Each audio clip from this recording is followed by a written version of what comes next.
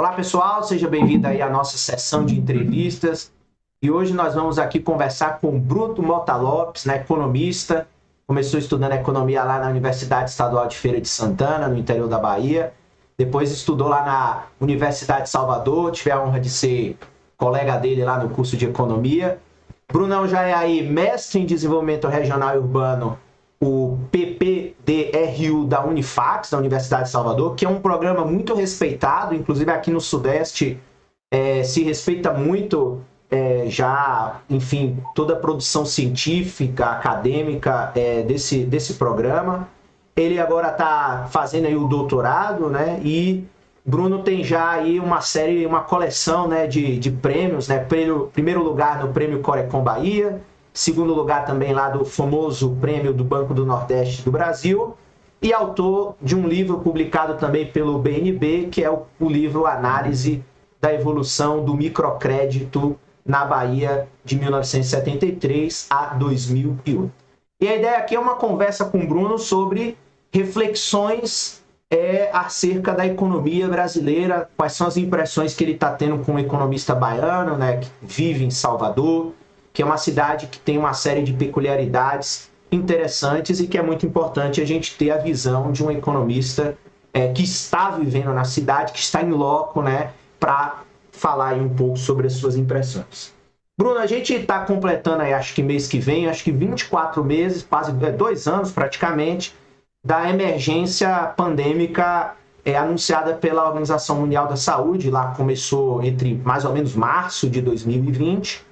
Então, estamos fechando aí 24 meses. O que você tem visto ou tem observado aí em relação aos impactos que essa pandemia tem tido na economia brasileira, assim, no nível macro ainda? E depois a gente vai conversando sobre questões mais regionais e até municipais do que você está vivendo aí na sua realidade concreta. Primeiro, eu quero agradecer o convite, né? E parabenizar ao professor Felipe, ao programa e também a todo o dinamismo, não só no YouTube, mas também no Instagram, o tempo todo cobrindo a economia, lendo a economia, fazendo um trabalho de serviço social, na verdade, né? E, de certa forma, também quebrando esse distanciamento que sempre houve entre os economistas e a população em geral, porque termina havendo um certo distanciamento por conta, às vezes, do economês, ou às vezes com a falta de esforço no sentido de traduzir e tal, né? Quero parabenizar primeiro por esse papel, né? E por desempenhar esse papel para o grande público que termina assistindo suas aulas e compreendendo a economia de uma forma com um cara que inteligente, estudioso, um dos caras que mais debateram comigo em sala de aula, né, Felipe? Brunão, porque assim, na verdade, sabe qual é o grande problema, assim, para a gente já até fugir da primeira questão, mas assim, o que eu vejo hoje é que caras como você, eu, talvez um outro, mais um ou dois que tinha lá na nossa sala, é que a gente lê, a gente tem vontade de estudar. E hoje um grande defeito dos estudantes é que eles não estão lendo. Os estudantes hoje eles não leem Exatamente. mais nada. Então, assim, eles não sabem o que debater, eles não têm o um mínimo nem de Exatamente. reflexão crítica e nem de concordância de reafirmar a sua posição. É bem complicado. É interessante que nós podemos recordar que nós tínhamos lados opostos, mas isso não impedia a boa discussão, a crítica e também o aprendizado mútuo, né? Porque nenhum dos dois saiu com a razão mais do que o outro, né? Mas voltando à questão, o que eu vejo da pandemia é meio que aquela se verificasse aquela bonequinha típica da Rússia, né? Porque na verdade nós já estávamos em crise desde 2014. A economia começou a ruir, né? Depois do impeachment. E aí eu não estou analisando a questão de partido foi, enfim, nada. A partir daí a crítica foi, né? A crise começou a se acirrar. Em março, 18 de março de 2020, surgiu a Covid e, claro, se intensificou mais ainda essa, né? com efeitos regionais diferentes. Claro, o Sul e Sudeste, que são o Sul, o Sudeste, né? São as duas máquinas que mantêm o país funcionando em ritmo, e os outros estados e as outras regiões terminam a rebote. No caso geral, o que eu vi foi justamente isso. Se a crise já estava esgaçando o tecido econômico, social, a pandemia acelerou mais ainda isso, porque a economia deixou de girar, principalmente 2 meses, que foi o mês de março e abril, onde as cadeias produtivas mundiais, né, foram interrompidas. Começou ali a implantar também, além da crise, um problema de oferta de produto, que está eclodindo com o processo inflacionário agora. Parte desse processo é essa quebra da produção produtiva, né, das cadeias produtivas mundiais em março e abril. Uma coisa notória é que o processo de empobrecimento foi muito grande, e não mais na base que compõe a pobreza, um pouco acima com aqueles que tinham uma certa reserva, uma certa poupança, e às vezes ou abdicou de trabalhar ou foi abdicado e torrou toda a poupança dentro de casa com medo, com receio, né? Então você vê que a economia terminou mais ainda acirrando a questão da pobreza. Uma coisa também importante, a ausência do Estado, não só para que a economia funcionasse, mas também a demora do Estado responder, isso também trouxe um custo social e econômico também muito perverso, porque não havia plano para socorrer ninguém, todos ficaram a Deus dará, né? Como se a gente fosse uma economia aos olhos dos liberais. Não, isso vai se organizar por si só. Então, você que é da área de planejamento, então a sua impressão em relação ao Estado é que você tem uma crise, né? Ou seja, quando você falou do exemplo da bonequinha da Rússia, que você tem uma bonequinha dentro da outra. Então, uma crise dentro da outra. Então, assim, a sua leitura é assim, o planejamento, e na verdade até hoje, né? 2020 sem plano, 2021 sem plano, e agora piorou com a eleição, etc., sem plano. Mas como é que você responde à crítica justamente de que, mas hoje o Estado não tem mais que planejar, o Estado hoje, como você falou, a ideia liberal, ou seja, isso tem alguma chance de dar certo o Estado continuar sem planejamento numa circunstância dessa? O que você... Porque, assim, o que acontece? Os liberais vão dizer que... Porque os liberais, Bruno, vão dizer que esse negócio do Estado planejar é uma coisa dos anos 70, dos anos 50. E aí, como é que você... Olha, existe conversa para boi dormir e efetivamente Estado, né? Se vamos falar de liberalismo, vamos para a principal economia liberal, que é os Estados Unidos. E uma peça-chave, né, sempre foi nos Estados Unidos a interferência do Estado. Você vê que no governo Obama, inclusive Obama, houve tentativas de impeachment de Obama, que diz que Obama interferiu demais no Estado, né? Interferiu de forma decisiva na economia. Então, foi até chamado de comunista lá, por um determinado grupo, porque interferia demais. E as interferências fez com que ele passasse pela crise a crise de 2008 foi relativamente administrada nos 2 governos de Obama. Entrou esse outro governo até depois de Obama, que não usou do planejamento, né?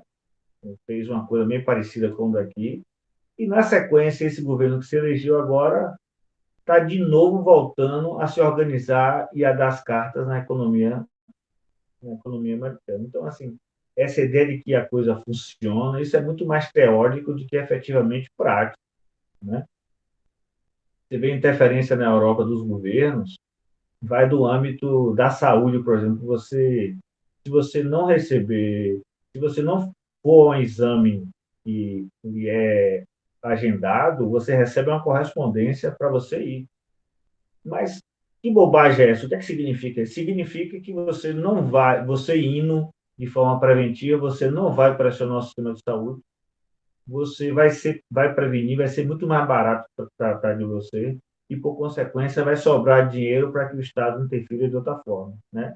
Porque o Estado, na verdade, é um grande gestor.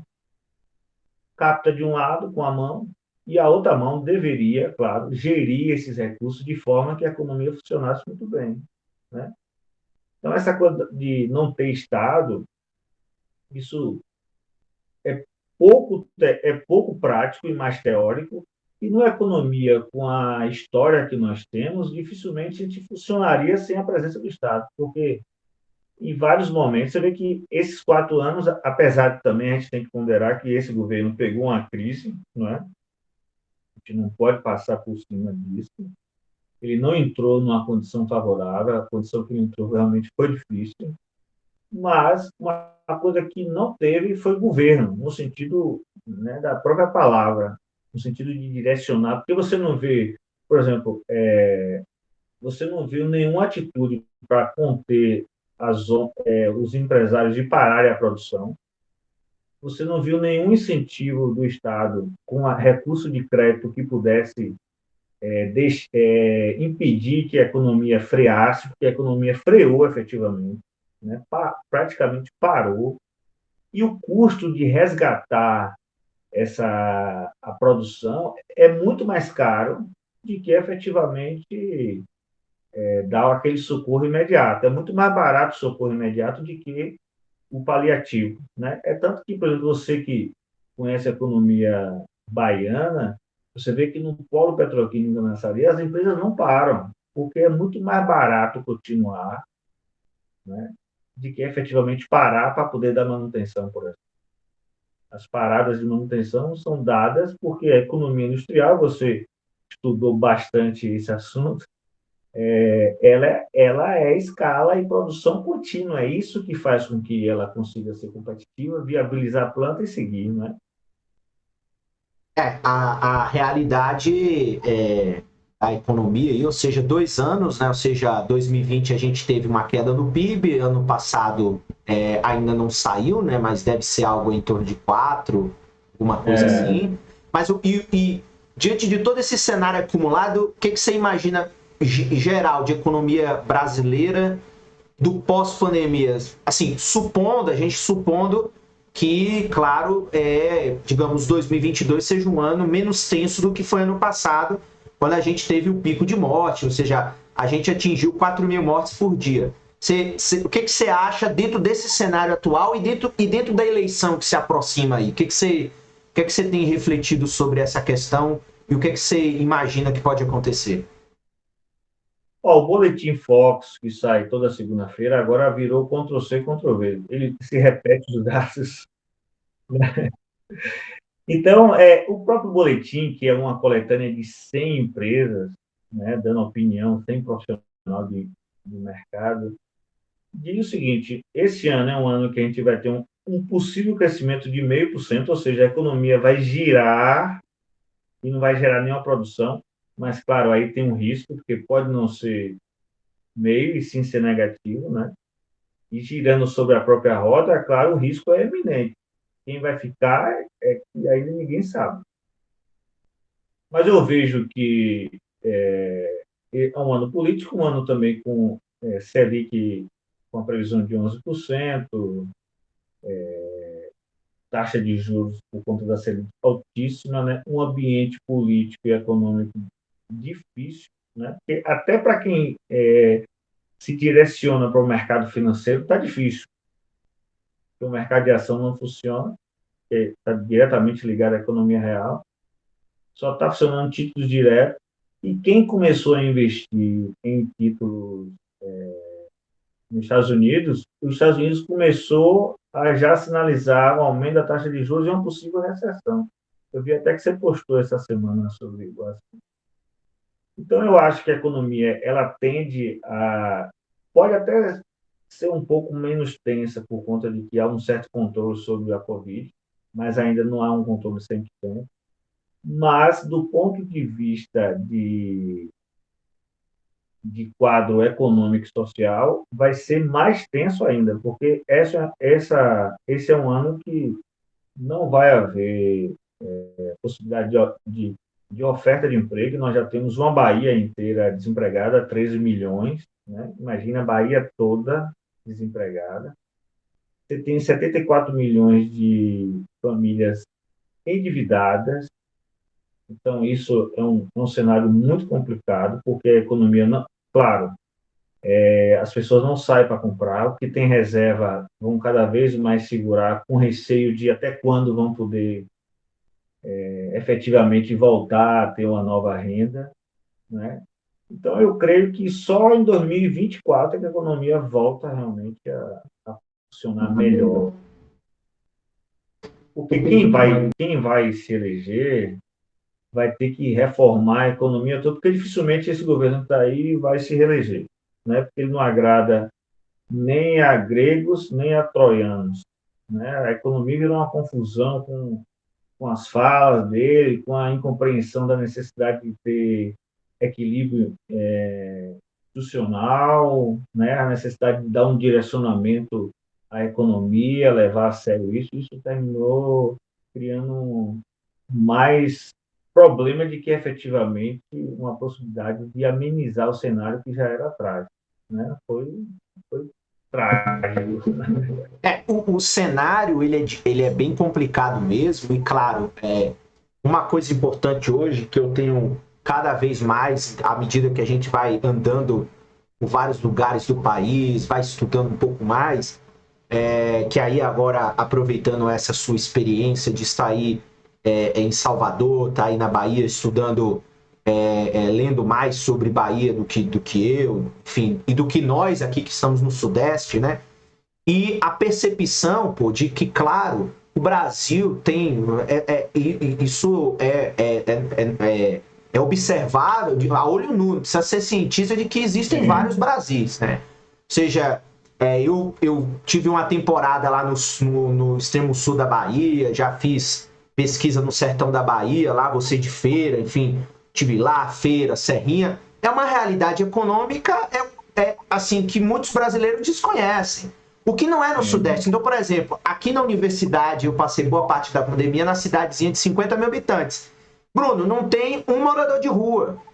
Você não conhece pessoas necessariamente desempregadas, porque sempre o cara tem um bico, uma ajuda da família. A condição, a estrutura social e econômica tem uma retaguarda muito maior do que se a gente for lá para uma cidadezinha, for para Quijingue, né, for para Santa Luz, é uma outra realidade, onde as pessoas já são pobres, a estrutura econômica da cidade já é complicada, os serviços públicos eles não existem, a verdade é essa, aqui pelo menos você tem.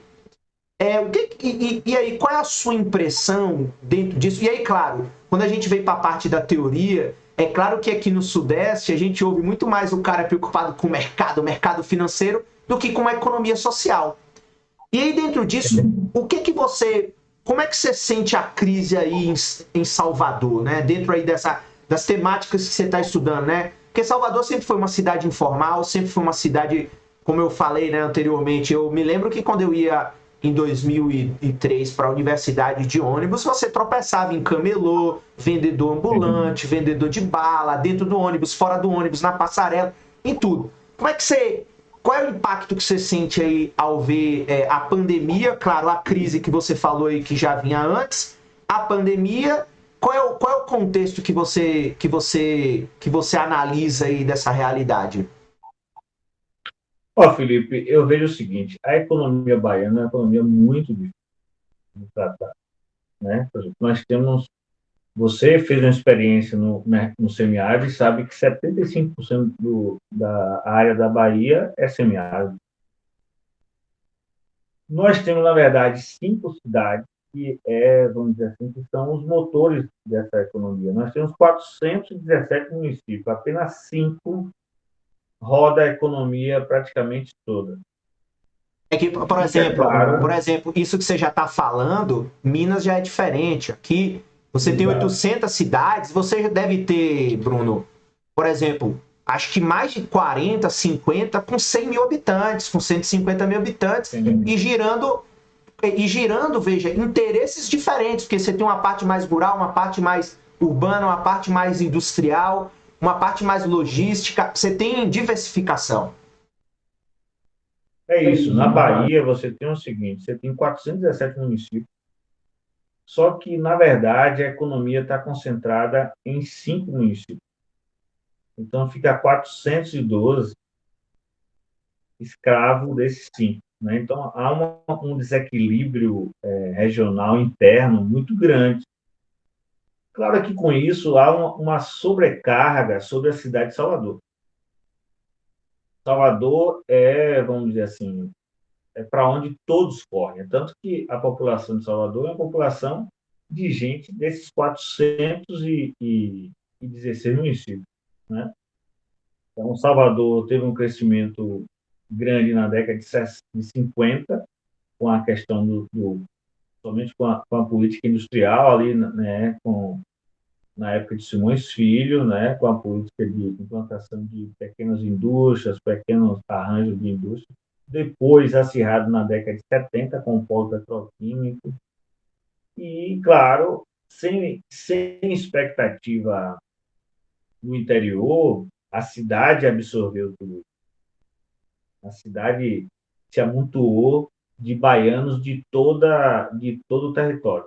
Fora aqueles que fugiram para o sul e sudeste, porque a Bahia e o Nordeste como um todo sempre foi exportador de mão de obra. Né? O nome de Casas Bahia está relacionado justamente a essa presença não só de baiano, mas de nordestino em São Paulo. Né? O Klabin conta essa história. Então, a Bahia é um estado com 75% de semiárido, região seca, há uma dificuldade muito grande. É um estado do tamanho da França, né? Maior do que Itália, Polônia, Alemanha, inúmeros, porque a gente sempre pensa, por exemplo, a Alemanha potência, parece que é do tamanho da Bahia, ou maior, o tamanho do Brasil. Não é um estado pequeno, né? Uma federação pequena. Então, nós temos já esse desequilíbrio interno que termina impactando diretamente em Salvador. Né? Claro, nós temos algumas cidades que dão suporte a isso nessa distribuição. E aí, claro, você foi aluno do programa, sabe justamente sobre essa questão de políticas regionais, né? A questão do impacto de um sistema, a dificuldade de um sistema à medida que você tem esse arranjo com tanta desigualdade. Né? Então, se você for quantificar a quantidade de cidades que tem 100 mil habitantes, é muito pequeno relativamente. Então, você tem uma presença, por exemplo, você tem municípios, grandes municípios, muitos municípios, não grandes, muitos, que vivem em ciclos de acordo com o pagamento da prefeitura e o INSS. Aí ele gira naquela data, depois para. Né? Assim, infelizmente. Então, a cidade cresceu na década de 50 e na década de 70, absorvendo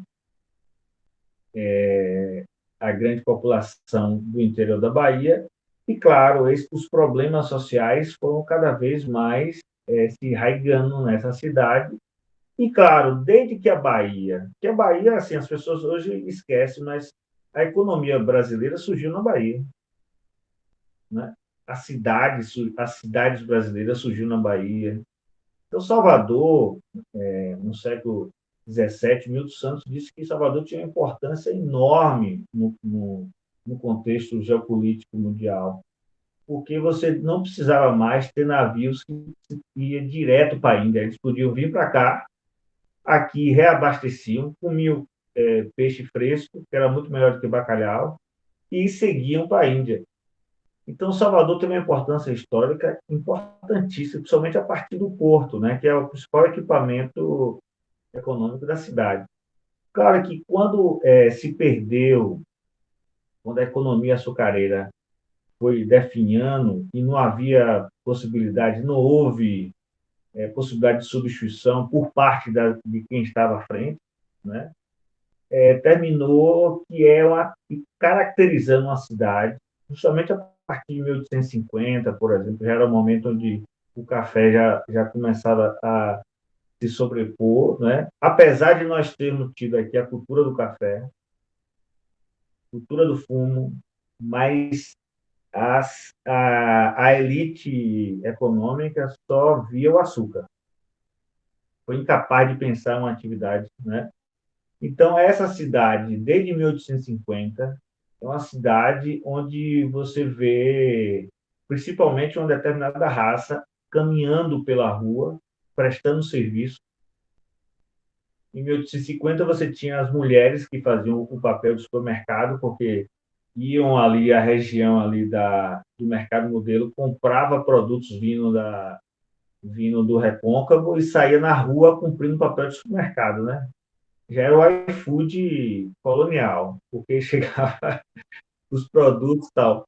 E os homens ficavam nas esquinas vendendo horas de serviço por troca de moeda, ou seja, não era a informalidade como a gente conhece hoje, com o conceito que a gente conhece hoje, mas era já um trabalho marginalizado ali. O que refletia, claro, lá até a partir de 1850, já refletia a grande dificuldade de Salvador em criar mercado, criar emprego, criar renda a partir disso. Porque imagine o quanto nós sofremos, porque para a Bahia conceder-se como capitalismo, foi uma luta tão grande, porque os caras queriam ainda ficar no capitalismo comercial ou feudal, né? Porque o escravismo não tinha salário, não comprava nada. Então, imagine a culpa, ou vamos dizer assim, as consequências dessa economia por conta desse tipo de direcionamento. Então, Salvador é uma cidade que nunca teve tradição de gerar muito emprego. Então, uma população grande, com baixa escolaridade, sem emprego formal, as consequências estão justamente no mercado informal, que é uma entrada somente na área comercial, né? Porque é muito mais barato entrar e sair na área comercial do que na área de produção ou pequeno serviço. Então, você vê gente o tempo todo transitando, e é aquilo que eu falei contigo em off. Não está pior em termos de população trafegando, porque muita gente quebrou. O que aconteceu? Com a pandemia, houve um esvaziamento das ruas. O que é as ruas? A rua é o grande mercado, é o grande shopping sempre aberto em Salvador, né? Então, à medida que as pessoas se recolheram, foi privilegiado o quê? Ou os vizinhos, o mercadinho, a feirinha e tal, ou o iFood, a coisa à distância, ou a necessidade dos grandes mercados. Esses, de certa forma, aproveitaram bem essa dificuldade em torno do Covid, né? Então, há um acirramento muito maior da concorrência entre informais, e o pior de tudo, começou a se tornar informal aquele sujeito com uma formação melhor, com um capital maior, né? Por exemplo, tem um caso ali na região da Avenida Tancredo Neves, que uma pessoa era gerente e depois essa pessoa tinha uma lojinha para vender doces e bolos, tal, super sofisticado. O que aconteceu? Essa pessoa hoje está com o carro dela vendendo esse mesmo produto, porque não podia mais arcar com aluguel e tal. Então, você vê que há uma ampliação da massa de informal e ainda gente com a condição material melhor. Claro, o impacto direto em cima daqueles mais frágeis socialmente, em termos de educação também e em termos financeiros também. Então, mas dentro disso aí que você falou, eu vi duas coisas que eu queria que você comentasse. Então, por exemplo, esse cidadão com um pouco mais de capacidade, que, digamos, às vezes tem formação, estava num emprego lá e perdeu o emprego, ele foi forçado a fazer a panaceia do empreendedorismo. E assim, não significa que o cara é empreendedor. Ele foi obrigado a ser empreendedor. O que é que você vê dessa panaceia do empreendedorismo? Ou seja, aquela que agora surge vários estudos, né, falando aquele negócio de tratar o cara do iFood como empreendedor, o cara que vende bala como um empreendedor. O que você vê dessa discussão? Será que a saída desse problema da informalidade está por aí? Ô, Felipe, eu vejo da seguinte forma. Por exemplo, o sujeito tem uma mercearia em um bairro, no subúrbio, por exemplo, aqui em Salvador, ou num bairro periférico, né? Ele vai viver, ele vai chegar, vamos dizer que ele inicia a atividade dele agora. Aí ele tem uma vértice de crescimento, né? Ele vai chegar num pico dentro de poucos meses e depois ali ele vai estacionar o resto da vida. Então isso não é empreendedorismo. Boa, boa. Essa, Por essa, quê? essa, essa reflexão eu nunca tinha pensado. Não, e outra, só, Mas só um dado, só um dado a mais. E todo mundo que está empreendendo, segundo os últimos dados, não estão conseguindo obter renda superior à que tinham. Porque imagina, você falou, imagine o cara fazer R$ 2.000 de lucro numa mercearia. Não é fácil. Então, se ele ganhar não. 10%, ele precisa ter pelo menos aí 30, 40, 50 mil em mercadoria. E ainda tem isso que você falou que eu nunca tinha pensado desse ponto de vista aí. Mas é isso. Ó, imagine, às vezes você vê assim, ó, por que o filho do dono da mercearia não quer dar a mercearia? Porque ele chegou ali no ápice, ele vai crescendo, ali ele tem uma venda, ele gira, vamos dizer, 2.000, 3.000, 5.000 mensal, fica com a parte para ele e gira de novo comprando mercadoria. O risco de alguém chegar e se aproximar e vender mais barato existe, né? Mas ele não tem nenhuma perspectiva mais de vida econômica, a não ser estar escravizado a isso. Ele não viaja, ele não vai para aniversário, ele não faz mais nada da vida dele.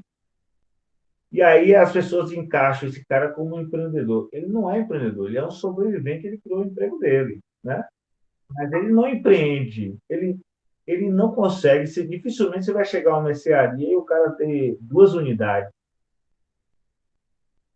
Aí você fala, mas por que o dono da mercearia geralmente é um cara simples, meio tosco, meio...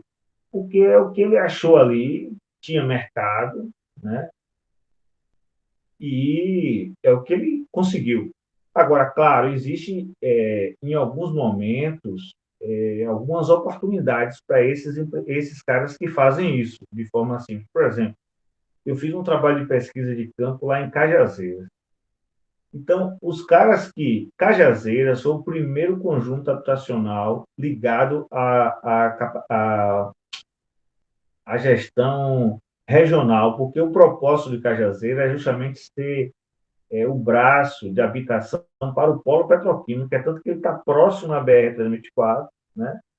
E justamente para dar o apoio ao polo petroquímico que seria, né, dentro do planejamento. Só que na execução de Cajazeiras, eles não colocaram, tinha o plano, mas eles não efetivaram a condição de ter espaço para, tipo um mini shopping, né? Para mercadinho, feira, tal, não teve. Quem fez isso? Os primeiros moradores. Esses caras conquistaram muito, porque era o maior conjunto habitacional, né, de Salvador. As pessoas chegavam, e aí você tinha gente que tinha, por exemplo, quem abriu um material de construção, ficou rico. Quem abriu uma escola, ficou bem. Por quê? Porque pegou um bairro que estava nascendo e vou botar uma mercearia, vou botar aqui uma Foi acumulando construção, e foi capital, né? crescendo. Foi acumulando capital que hoje ainda é Exato. difícil acumular. Hoje é muito difícil se acumular nessa Exato. dimensão e velocidade que é necessário, né? Mas é uma coisa oportuna. Ele não sabia que havia uma oportunidade porque o bairro cresceria. Ele foi fazendo e aí deu certo. Mas essa é uma condição singular, né? As demais condições são condições o quê? Que o cara chega no pico e acabou, ele fica escravo daquilo e a vida vai ser isso mesmo.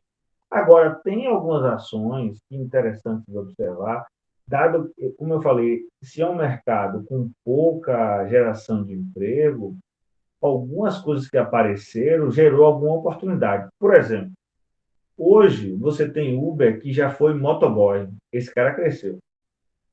Hoje você tem Uber que foi pedreiro. Esse cara, se ele não foi profissionalizado, se ele está fora do mercado de construção civil, ele cresceu. Se ele está no mercado de construção civil, na área industrial, aí ele perdeu.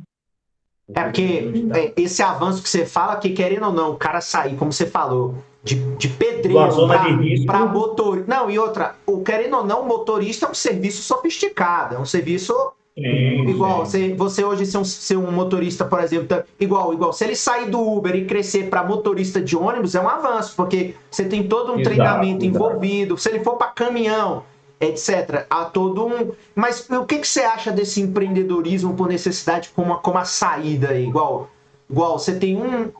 Enfim, como por exemplo, só para fazer uma contextualização, por exemplo, e depois eu ia pedir para você comentar também em paralelo. É, já completou um ano da saída da Ford, do fechamento da Ford Camaçari. Então ali você tinha Sim. trabalhadores especializados numa indústria automotiva top. Essa galera, digamos lá, 1.000 pessoas, muitos foram obrigados a ter que pegar lá sua rescisão e ter que empreender e sair a saída para o que você comenta tanto do fechamento da Ford, o impacto, como do empreendedorismo com a saída para a informalidade? Ó, a Ford, quando chegou em Camaçari, a Camaçari teve um crescimento de 500 mil habitantes. Ela teve um crescimento de uma feira de Santana, só com a chegada da Ford. Né? A Ford saiu e não levou esses 500 mil. Né? Claro que boa parte dos empregados que tinham uma renda melhor nunca moraram em Camaçari, sempre moraram em Salvador ou Lauro de Freitas, na região ali Estela Maris, Praia do Flamengo, né? Estava muito mais próximo da saída ali. Então. O problema da saída da Ford é mais uma empresa, né? Que, de certa forma, teve uma referência importante para a economia baiana e valeu muito a CM ter brigado por eles. Eles iriam para o Rio Grande do Sul, né? Então, mudou também, descaracterizou a condição de polo petroquímico para um polo e, claro, supriu a necessidade por longos anos. Mas há um processo de esvaziamento do próprio polo petroquímico. Né? E, claro, você vê algumas realidades que não só relacionado à questão da economia atual, mas, por exemplo, você vê muito Uber, que já trabalhou no polo petroquímico, hoje está aposentado, mas a diferença de renda entre o momento que ele rompeu, né, entrou para o sistema de pensão, é muito grande a ponto do cara voltar à necessidade de trabalhar.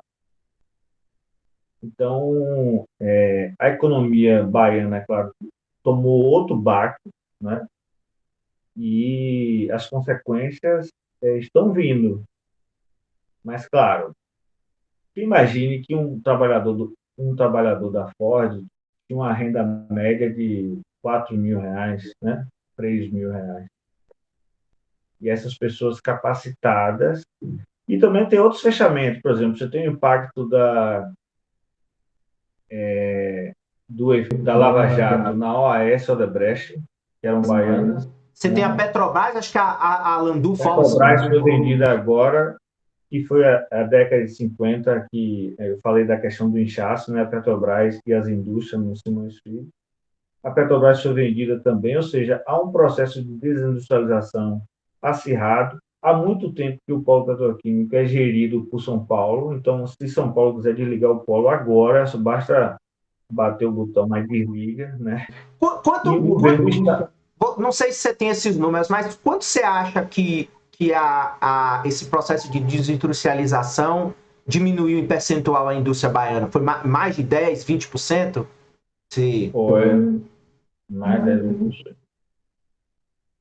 Eu não sei te precisar, assim, para ser honesto, quanto por cento. Mas hoje o polo petroquímico, assim, sei lá, eu creio que seja 30% do que já foi. Fora que se perdeu todo o processo, por exemplo, agora, com a saída da Petrobras, porque todo o sistema do polo estava ligado à Petrobras, né? Você tinha um sistema de dutos que beneficiava toda a cadeia produtiva do petróleo, né? Por isso o polo petroquímico. Então, chegou um determinado momento que você comprava amônia mais barato exportando do que comprando ali vizinho, por conta desse sistema de commodity e preços variáveis de acordo com o mercado internacional, né? Então, é uma economia com muita dificuldade, infelizmente. Agora você tinha citado também do informal lá que se descapitalizou, daquele que ele já era informal antes da pandemia, agora ele faliu, ele completamente, ele Exato. tinha um capital de giro que ele consumiu na vida dele. Qual é você com o seu livro, você já passou muitos anos estudando microcrédito, você acha que um possível ressurgimento agora, porque querendo ou não, o microcrédito é uma saída social, não é uma saída capitalista, é uma saída da sociedade que se organiza e dá fins a isso.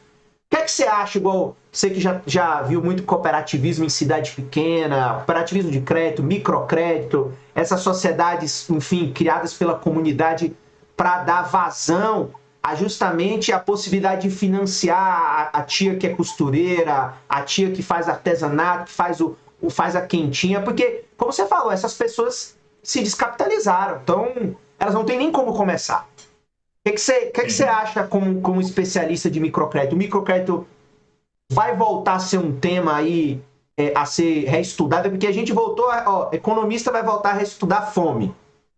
Informalidade está aí, no topo do topo. Todo dia no Jornal Nacional, que é querendo ou não, o jornal mais assistido, com maior audiência do país, todo dia fala de informalidade. Ontem mesmo falou o absurdo que é a quantidade de moradores de rua em São Paulo, um negócio assim, fora mais de 50 mil pessoas morando na rua. E eu tenho apostado muito que o microcrédito é uma coisa na área de finanças, enfim, de economia que vai voltar. O que você pensa em linha com essa questão? Olha, o tema de informalidade é um tema hoje que há um interesse mundial sobre ele. Por quê? Economias como a economia dos Estados Unidos, por exemplo, já há uma parcela de informal. Né? Se você pegar aquela região de Nova Orleans ali, é a região pobre dos Estados Unidos. E você vê a presença de uma economia informal, né? Você chega na Espanha, você vê o senegalês vendendo. Ou seja, o tema da informalidade é um tema mundial, porque a própria condição de trabalho, como nós não conhecemos teoricamente, está em risco. Cada vez mais se acirra mais. E aí a gente volta à questão do Estado. Como é que você pode pensar uma economia que funciona sozinha e resolve esse problema, a não ser pela questão do Estado, né? E uma coisa importante que as pessoas às vezes não percebem é que à medida que o Estado interfere e coloca recurso lá na base da pirâmide, esse dinheiro sobe para a vértice lá em cima. É tanto que, quando nós tínhamos alguns programas sociais, foi o período que mais o Brasil teve bilionário na Forbes. Aí fica a dúvida, para quem realmente ele governou? Já que os caras se tornaram bilionários, né? O ambiente foi muito mais favorável para quem tinha mais recursos, mais informação. Por exemplo, quantos caminhões o BNDES financiou sem necessidade? Então, você vê que há uma dúvida, efetivamente, essa história de que Lula governou para os pobres. Eu tenho minhas dúvidas. Governou, sim, para os pobres, mas também governou para quem tinha dinheiro, porque foi o período que mais teve bilionário, né, no Brasil. A única Agora, coisa. Não, não, continue. tem uma questão chave com relação ao microcrédito, que é o seguinte: esse sistema que a gente descreveu no Brasil, na Bahia e em todos os lugares, é um sistema que diz para o setor financeiro o seguinte: tenha cuidado ao emprestar, porque o risco está altíssimo. Então, o que é que o microcrédito está fazendo hoje? Fazendo super análise para poder sobreviver, porque ele precisa botar o dinheiro na rua, tá? Claro, a depender de qual é o formato institucional, né? Você tem um Banco Nordeste, que é o segundo maior programa de microcrédito na América Latina, né? É forte, mas tem, claro, ele contrai empréstimo com outras instituições e passa a ter obrigatoriedade para também emprestar. Então, ele tem que sanar a carteira dele de forma que melhore a qualidade de operação de crédito, haja retorno, diminua a inadimplência, e tudo isso com esse ambiente que a gente está falando. Claro que quem opera microcrédito ou quem opera no mercado financeiro vai dar preferência a quem já trabalha, a quem já conhece o trabalho, e isso é que faz com que o risco diminua.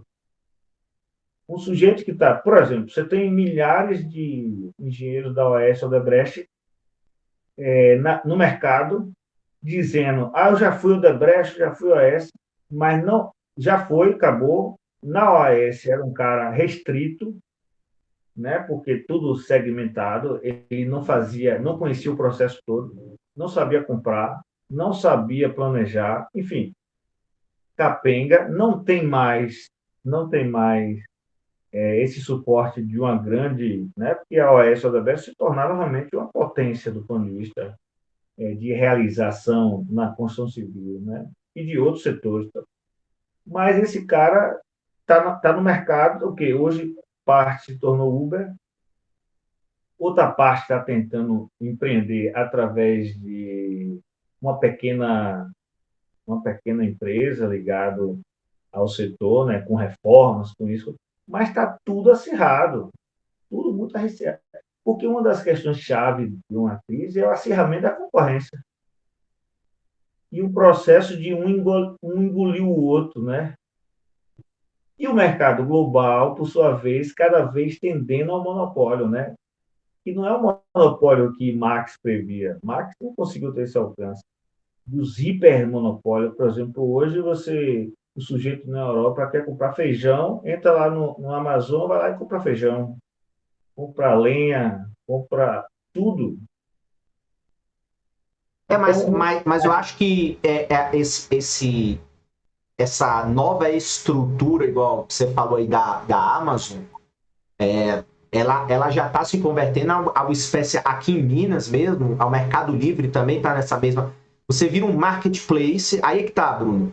O cara vira um marketplace, ele faz um grande estoque que você pode ir lá. Você, digamos, eu faço artesanato, vou lá, coloco meu artesanato para vender no Mercado Livre. Então o Mercado Livre ganha um percentual em cima da minha venda, mas ele não tem o risco da produção, ele não tem o risco do estoque, ele hoje só tem o risco do sistema online e muitas vezes da entrega. Igual aqui eu estou em Uberaba hoje. Aqui em Uberaba você já tem, não sei se já chegou aí na Bahia, o sistema de entrega do Mercado Livre. Assim, eu tô assustado, porque assim, os caras. São as topicas amarelas, né? Isso. Então os caras já viraram, ou seja, eles já estão, na verdade, o core business dele, né? O negócio principal vai virar logística. Não vai virar Exato, vender. Mas o negócio deles é esse. Que aí exige risco. Você sabe qual é o negócio dele? Onde é que ele está revelado o negócio dele? No filme O Náufrago. Ali está revelado o negócio. Justamente porque, assim, aí sim, veja, porque, por exemplo, a Amazon vender livro, isso aí não dá dinheiro. O que dá dinheiro agora é entregar. Aí eu que tenho por exemplo, eu que estou tentando aí trabalhar no ramo de pequenas editoras ou editoras independentes, igual assim, a gente pode colocar o nosso livro para vender na Amazon? Pode, mas o estoque é meu e o risco é meu. O que a Amazon pode fazer? Ele fica com 50% da venda. Então, assim, porque ele só tem o risco da logística. E lógico que tem o site, tem o marketing, tem tudo isso. Então, assim, você vai, como você falou, você vai ter um big monopólio em que tudo vai acabar sendo vendido naquilo ali. Como se fosse um grande shopping virtual. Enfim, eu ainda não sei quais são os desdobramentos que pode dar, mas assim, uma coisa que eu já lhe afirmo é assim, os caras não estão com risco nenhum, quase. E aí, assim, é o marketplace dentro do marketplace, que assim, digamos, o Walmart que vende produtos no Walmart, mas que vende na Amazon, que vende na Submarino, que vende... Ou seja, há uma integração das redes que é um negócio assim que, sei lá, eu não sei onde isso vai... Onde isso vai parar. Para poucos. Ele tem a vitrine, né? Que é a peça-chave. Mas é o quê? ele vai fazer aquilo que Marx dizia, que é o pressionamento para baixo de quem quer vender com ele. Então, tudo bem, você pode vender, contanto que você tenha CNPJ ou MEI, alguma coisa assim, e contanto que você deixe 50% do valor aqui, pronto. Pô, O que é muito, né? Quem que opera com porra, 50% de imagine, margem? De margem? é terrível, rapaz, é complicado. E aí você vê o que às vezes eu acho que é importante a gente tratar aqui, da importância do salário como um processo de desenvolvimento econômico, né? A pulverização do salário, o aumento do número de pessoas empregadas, né? Porque isso é que vai fazer com que haja uma possibilidade da economia girar e haver desenvolvimento. Só o Estado pode fazer isso, infelizmente. Eu não falo do Estado querendo um Estado, mas infelizmente na estrutura aqui econômica brasileira, né? Não só brasileira, como América Latina também, o Estado tem uma peça fundamental para que a economia funcione e haja desenvolvimento econômico, né? Que só deve acontecer lá para 2024, se houver felicidade na condução da política, né? Porque se existe uma coisa que no Brasil é notória, viu, Felipe? É a ideia de que um jardim não precisa de jardineiro.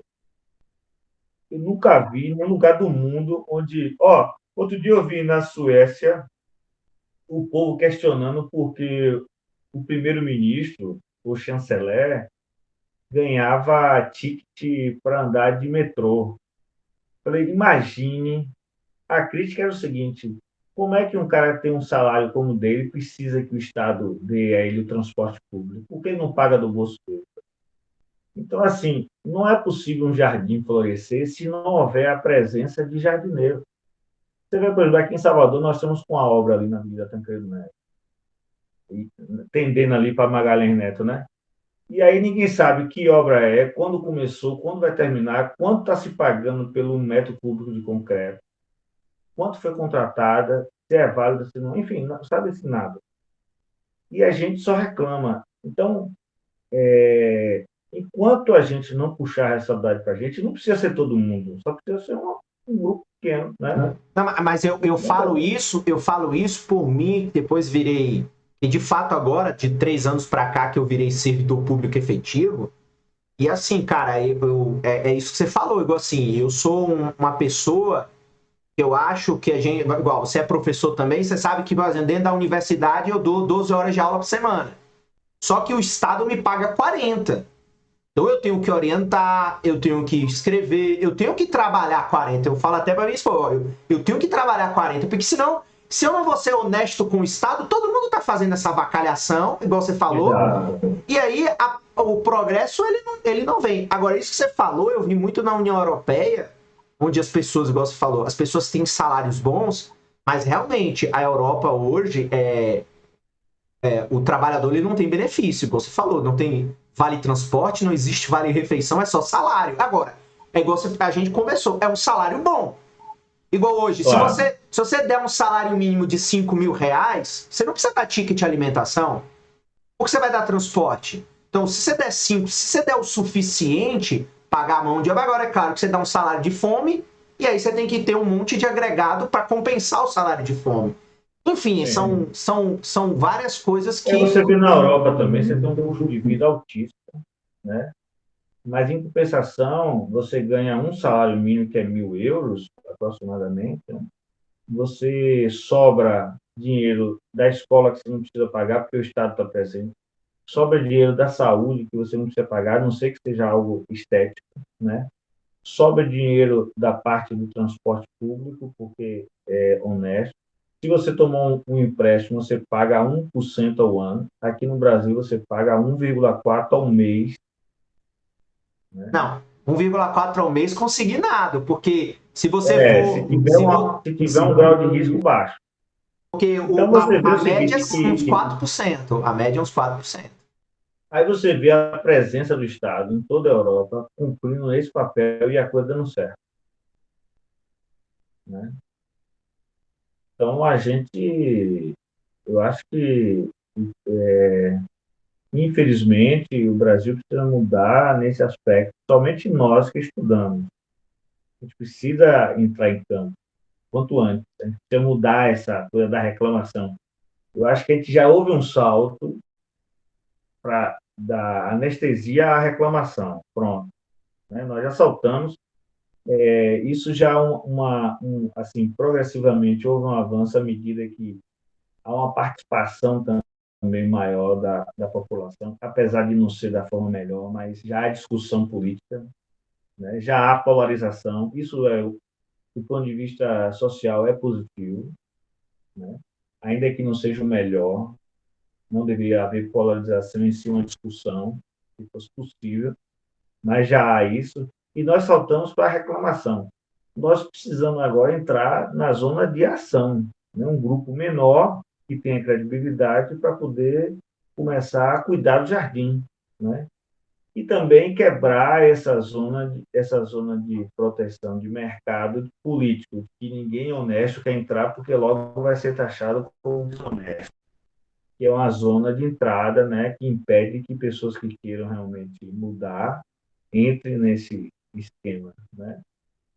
Então, eu acho que nós estamos chegando a uma condição que não há mais como a gente conduzir esse país dessa forma como a gente conduz. Então, Brunão, para finalizar, você acha que a saída aí no pós-pandemia, a gente vai partir para as estratégias mais sociais, né? Ou seja, a sociedade vai dar cabo, ou cara, estratégias sociais com Estado em paralelo, Estado ou você acha que o tal do capitalismo do mercado vai resolver essa maior crise de todos os tempos, né? Porque é mais uma década perdida, né? A verdade é essa. A gente já vem com 10 anos perdido e a gente já está em 2022. Como você falou, se a gente for melhorar lá para 23, 24, já está na metade da década. Já, ou seja, a década já foi perdida.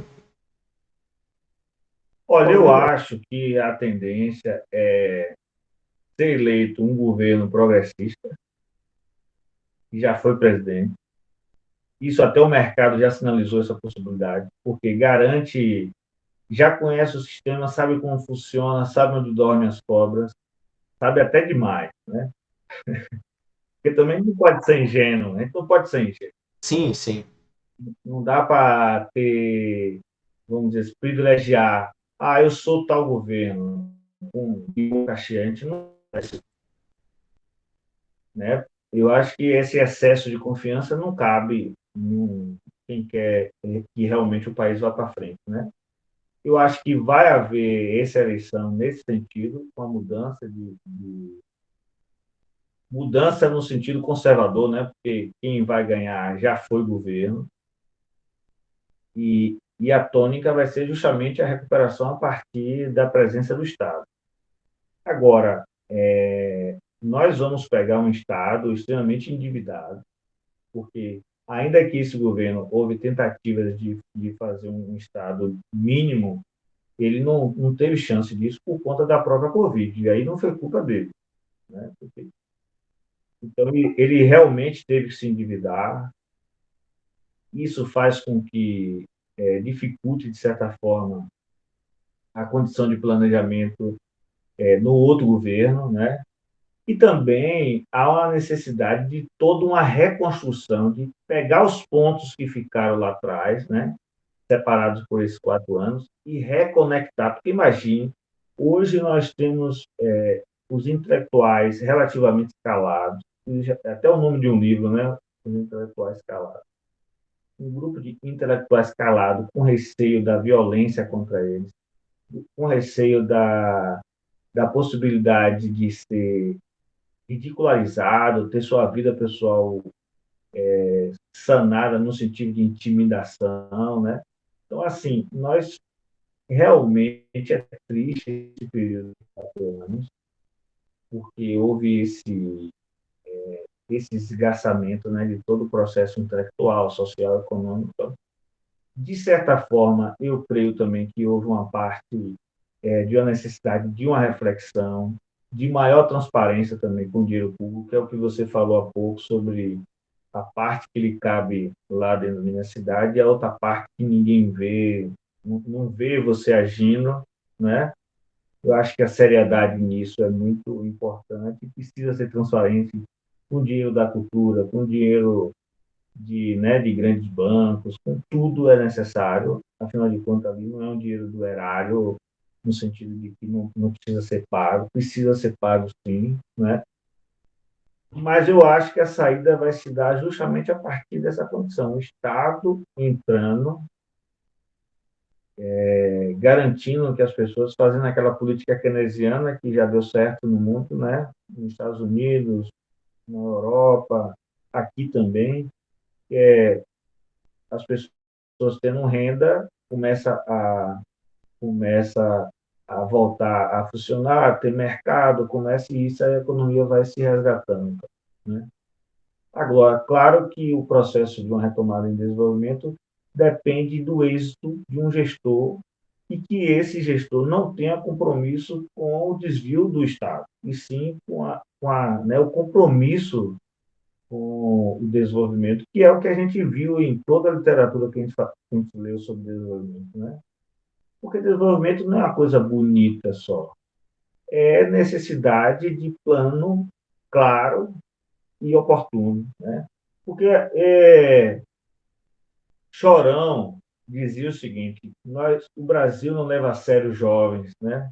Os jovens no Brasil não é levado a sério. Eu fico olhando na Europa a dependência de jovens e nós aqui matando jovens, desperdiçando jovens nas esquinas, tal. Bicho, um cara desse entrando na economia, né? A gente olhando por esse olhar técnico, um cara com 30 anos, 40 anos produzindo. Como é que essa economia desperdiça isso? Pedrão dizia sempre diz, né? Tá vivo, diz sempre uma coisa seguinte: é preciso ter muita competência para esse negócio dar errado, né, bicho? Você tem condições naturais, você tem condição de uma oferta de mão de obra com jovens, e a gente não usa nada disso, não usa nada. Enquanto a Europa clama, né? A Europa clama, venha morar aqui, faça filho, né? Tenha mais filhos.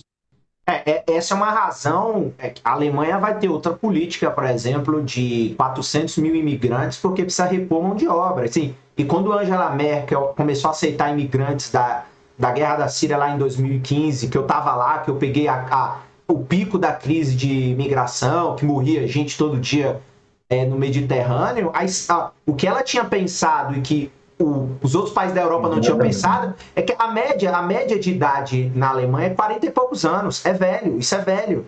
Então, assim, você tem um operário com 40 e poucos anos, a construção civil para, como Bélgica é parado, a Holanda é parado, Dinamarca. Enfim, você tem uma série de coisas. Agora, o que eu achei interessante que você pontuou aí é que o grande desafio vai ser justamente reconectar as peças do Estado, porque, assim, eu já tenho relações profissionais aqui com a Universidade Federal de Uberlândia há mais ou menos uns 12 anos.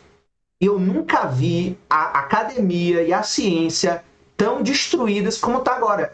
Não tem dinheiro para nada, você não tem reposição de mão de obra quase. Então, se 10 professores se aposentarem, é uma luta para você repor. Você tem dificuldade de orçamento, bolsa para estudante. Então, assim, a ciência brasileira e a universidade, o ensino, a educação mais a ciência, estão arrasados e, assim, eu não sei até que ponto vai se recuperar, porque eu já peguei aqui na época em que só faltava buscar aluno na rua para dar bolsa, para mandar para a Europa, para mandar para os Estados Unidos, enfim, você tinha toda uma política. Você vê a ausência do Estado, né? Você vê como é caro você não ter o Estado, e você vê uma peça-chave, como é que se desmonta o sistema pela questão financeira. Então, você quebra a possibilidade da bolsa, quebra a possibilidade de continuar dando bolsa, você diminui o orçamento daquela instituição, né? Ela vai se diminuindo por dentro, proíbe que faça novo concurso para haver substituição, ou seja, todo o processo de continuidade vai sendo interrompido justamente pelo viés financeiro do processo. É assim que se mata, por exemplo, um traficante, é assim que se mata, né? Ou seja, o tráfico, o processo financeiro é justamente a armadilha para poder desmontar tudo. Você vê na cultura, nós temos No nós esporte temos também, tudo, no tudo. esporte, em tudo, ou seja, todas as portas de entrada social, né? Você tem barreiras sendo impedidas de que as pessoas... Porque, por exemplo, muito jovem brasileiro...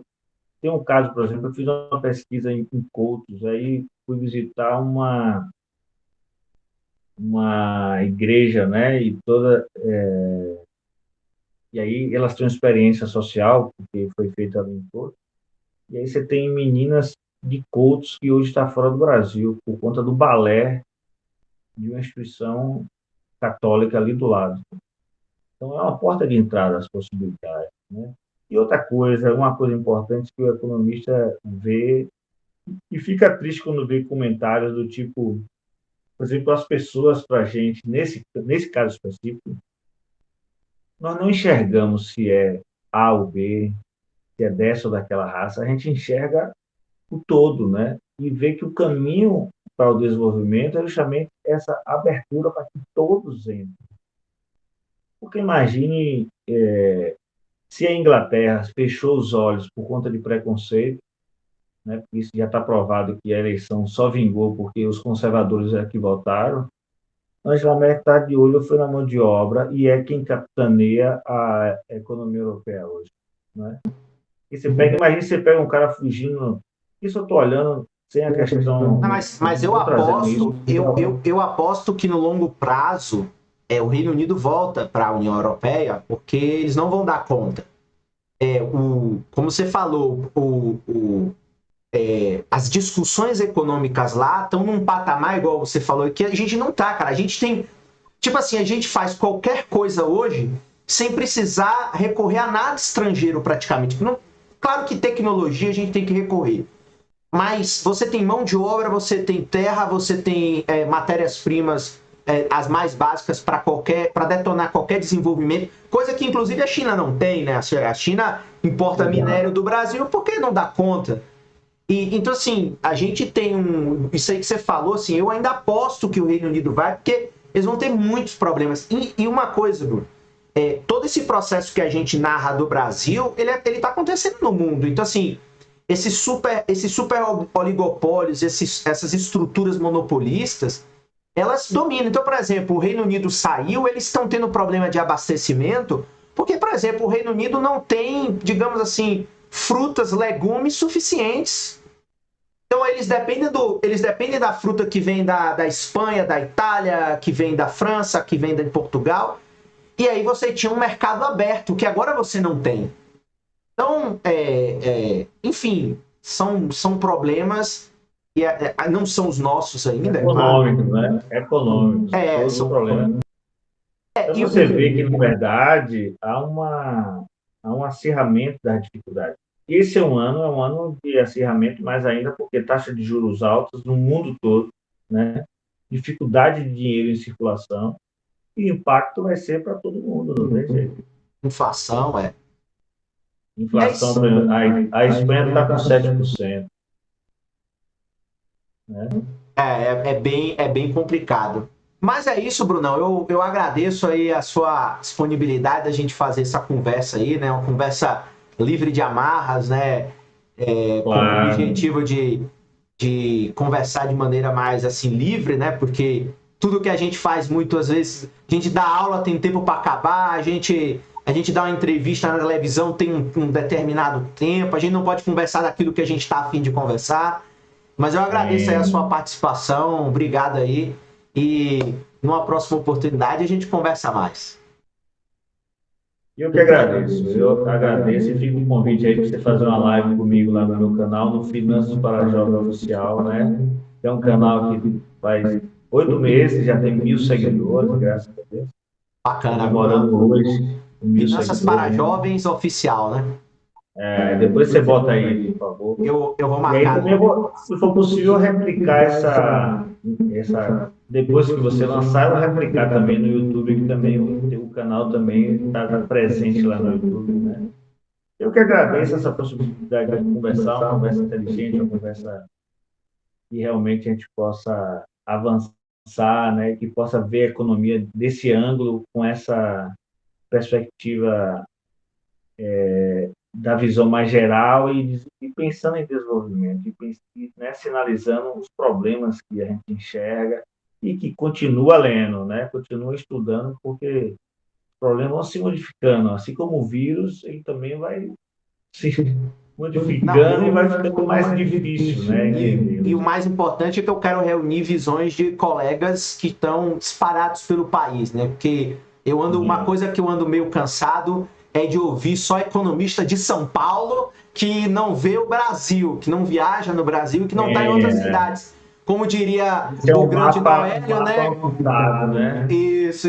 Como diria o Noélio, quando o cara às vezes está nesse lugar periférico, ninguém quer ouvir ele, né? Você tem que estar só no lugar, no centro. Então, assim, acho que é uma conversa muito boa, suas impressões da realidade, suas impressões da Bahia, a questão do tema da informalidade, acho que isso aí vai ser. Não é à toa que Piketty está ainda aí no topo da montanha falando de desigualdade, informalidade, pobreza, porque, infelizmente, como você falou, o capitalismo caminha para essas dificuldades em todo o mundo e principalmente no país, no Brasil, do qual a gente nem completou aí a etapa de chegar a ser um país desenvolvido. Eu acho que cada vez mais a gente está regredindo, né? Enfim, Brunão, Já perdemos posições, né? Cada vez perdendo mais posições. eu que É agradeço. isso. Agradeço o bate-papo inteligente e inteligente também é esse propósito seu de ouvir pessoas de todas as regiões, né? Assim você vai completar o mapa e vai entender o Brasil realmente, né? Na soma, né? Eu acho muito positivo. Muito obrigado pelo convite, pela disponibilidade, pela alegria, pelo papo inteligente que você sempre garante aí nos seus canais aí, garante aula de economia, traduz a economia para a galera, isso é muito bom. E sem o economês, né, que eu acho que é mais positivo, com essa disposição de um cara jovem que não para de estudar. Felipe sempre foi um estudioso contínuo, provocador, né? Eu acho que isso é que a gente precisa, né, Felipe? Muito obrigado, viu?